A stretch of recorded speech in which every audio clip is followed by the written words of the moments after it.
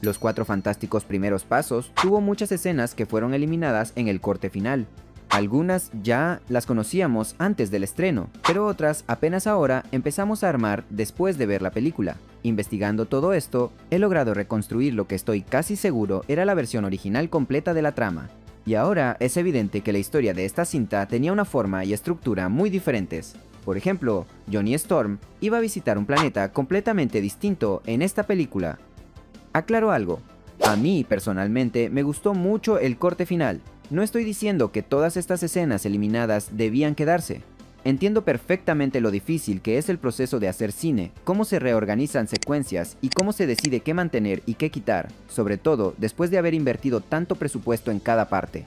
Yo, como fan y curioso del proceso, vería cualquier escena eliminada o corte del director, porque aprecio todo el trabajo que hay detrás. Así que, dicho esto, aquí les contaré qué se eliminó de los Cuatro Fantásticos Primeros Pasos y cómo era la versión original de la película. Primera gran eliminación: el fantasma rojo, Red Ghost, interpretado por John Malkovich. En el montaje inicial de la película había varias secuencias que fueron eliminadas, pero la más destacada fue la del villano interpretado por Malkovich, Ivan Kragov, alias Fantasma Rojo. El personaje y sus acciones quedaron solo como un trasfondo en la trama. Lo más cercano que vemos es a Reed peleando contra uno de sus super simios, Thor el orangután, pero el propio Malkovich y sus motivaciones fueron removidos, quedando apenas en forma animada en la escena post-créditos. El director Matt Shakman confirmó en una entrevista que esta escena mostraba a Red Ghost intentando robar la nave Excelsior junto a sus simios, mientras Reed trataba de vencerlo usando su ingenio. Usaron algunos fragmentos en el montaje inicial como Reed pateando a uno de los simios hacia el agua, pero el resto desapareció. Shakman dijo que cortar a Malkovich fue algo doloroso para él, pero que lo hicieron por cuestiones de ritmo narrativo. También contó a Elite Daily que jamás veremos una versión del director con Red Ghost, porque esas escenas estaban llenas de efectos visuales sin terminar y sería imposible finalizarlas. Segunda eliminación: el programa de Ted Gilbert en el acto 1. En la versión final, vemos que los Cuatro Fantásticos regresan al programa de Ted Gilbert con el bebé Franklin, y que Ted intenta presentarlos como los Cinco Fantásticos, pero sus brazaletes de misión se activan y deben salir corriendo tras bastidores, cruzándose con tipos vestidos de soldados romanos. Afuera, discuten mientras intentan instalar la silla de bebé en el Fantasticar. Sin embargo, en material del tráiler vemos otra versión sin Franklin, en la que se cruzan con un vaquero y una vaquera. Esto sugiere que había una escena completa en el acto 1 en el programa de Ted, que luego iba a tener eco cómico en el final, pero que fue recortada. Tercera eliminación: los trajes originales de Jack Kirby. Fotos del set mostraban a los cuatro con sus trajes inspirados en el diseño original de Jack Kirby, cuello negro y puños oscuros. En el cómic precuela, este era el primer uniforme que usaban. Y sí, en la película se les ve muy brevemente con ellos, como en la pelea contra Giganto o cuando rescatan a empleados de Panamá del ataque del Hombre Topo, Harvey Elder. Cuarta eliminación: la escena, todos los domingos a las 7 en punto. Marvel Studios estuvo publicando todos los domingos a las 7 p.m. de febrero a julio clips que imitaban el famoso recorrido de Jackie Kennedy por la Casa Blanca, pero en el edificio Baxter. Esto se volvió un meme, pero la escena completa no apareció en la película. También había metraje en 16 mm de una cena familiar parecía Acción de Gracias, usado como promo, pero no incluido. Quinta eliminación: la escena Hagamos una cita. En el tráiler conceptual de julio 2024 aparecía un momento tipo programa de citas en el que a Ben Grimm lo elegían, el concursante número 3.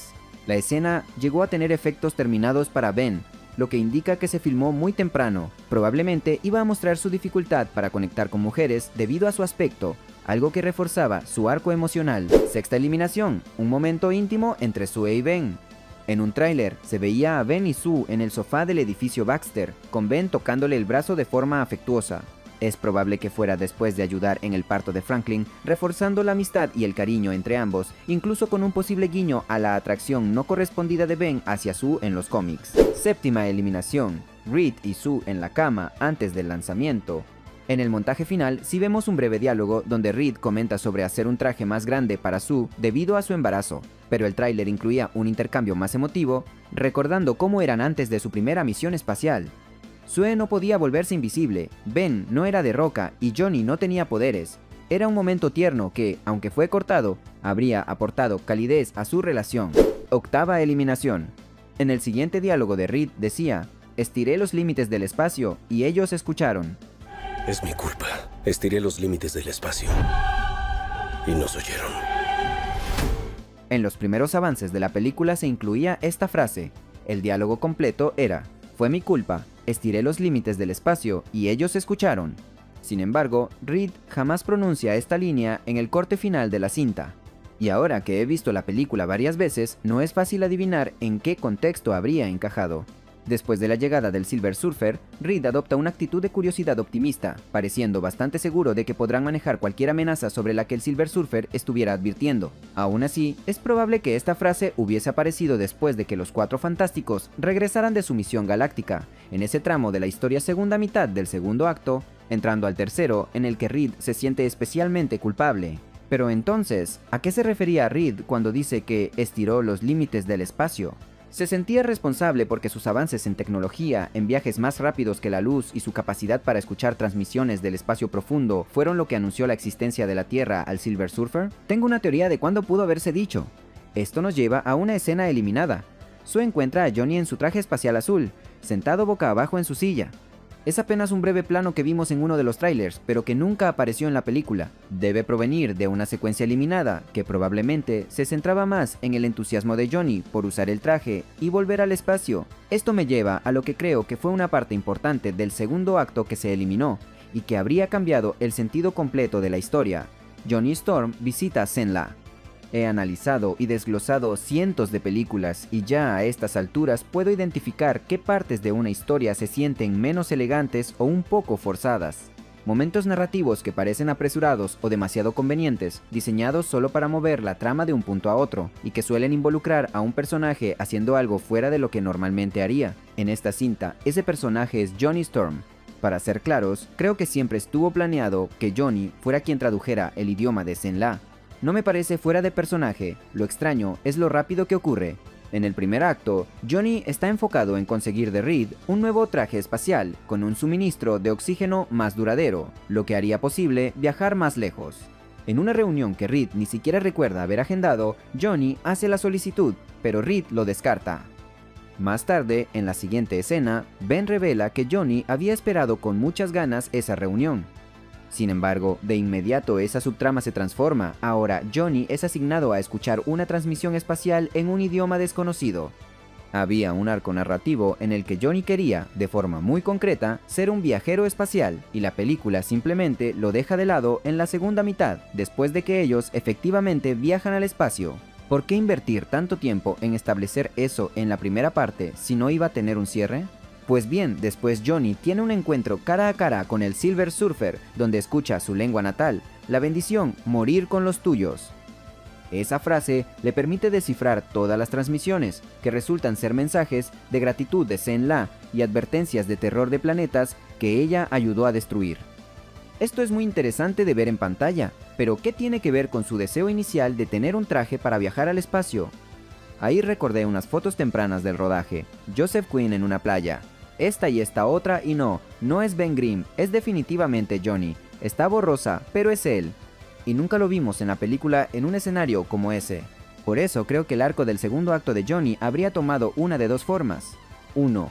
Johnny viaja físicamente al espacio profundo para encontrar el planeta Zenla. Esto justificaría por qué era tan importante para él conseguir el traje con oxígeno extendido y reflejaría su arco en la trilogía de Galactus de los cómics de 1966, donde la Antorcha Humana es quien viaja al espacio para obtener el Nulificador Supremo, el único artefacto capaz de derrotar a Galactus. En esa versión, Johnny habría conocido Zenla y quizá a las personas que Shalla Bal salvó sacrificándose, aprendiendo su historia de esa forma. 2.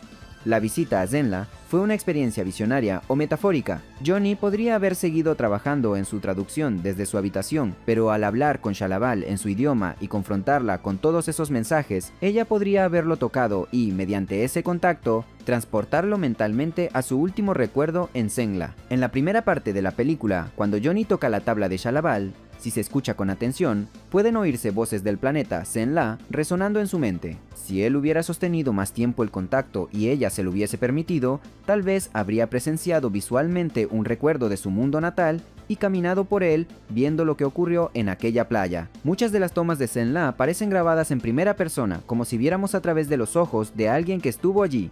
Así que, ya fuera un recuerdo mental o un viaje real, Creo que existió una versión del guión donde era importante mostrar a Joseph Quinn en su traje de los Cuatro Fantásticos en una playa, y la única playa en la historia es la de Zenla. Además, Johnny es el único personaje que, por sí mismo, descubre la historia de Shalaval en Zenla. Por eso, volviendo a la frase eliminada de Reed, estiré los límites del espacio y ellos escucharon. Creo que pudo haberse dicho después de que Johnny regresara de Zenla y le contara que su gente había oído hablar de Reed Richards y sus logros. En ese momento, Reed habría sentido aún más culpa, al pensar que sus acciones fueron las que pusieron a la Tierra en la mira de Shalaval. O bien dijo esa frase porque creó la teletransportación y vio algo del multiverso, pero tal vez esa trama la descartaron también. Ya que hablamos de material posiblemente recortado, vuelvo a un video previo donde mencioné un cameo rumorado para esta película. Todo comenzó con una foto en redes sociales de Pedro Pascal con alguien cuyo rostro estaba cubierto. En ese momento, lo comparé con un video del set grabado en España, donde se veía a un actor misterioso caminando hacia el set de Fantastic Four desde un tráiler de maquillaje, con la zona cubierta. En aquel entonces propuse la teoría de que podría ser Joan Grofod, pero obviamente no fue así. Ahora estoy bastante seguro de que la persona en la foto del pub, junto a Pedro Pascal, era en realidad su doble de acción, Martin Wilde, acreditado en la película, mientras que el hombre con la cabeza cubierta que llevaban al set probablemente era Ralph Ineson. Seguramente cubrieron su rostro porque llevaba prótesis faciales o piezas de cabeza para Galactus antes de que el resto de su cuerpo fuera añadido al traje digitalmente. Sabían que se vería extraño y no querían que los paparazzi captaran imágenes. Déjame tus comentarios sobre todo esto aquí abajo. ¿Cuál escena te habría gustado que dejaran en la película? Te estaré leyendo y contestando. Y si llegaste hasta acá, comenta la palabra fantástico, así sabré que llegaste hasta el final. Dale like y suscríbete y ¡hasta la próxima!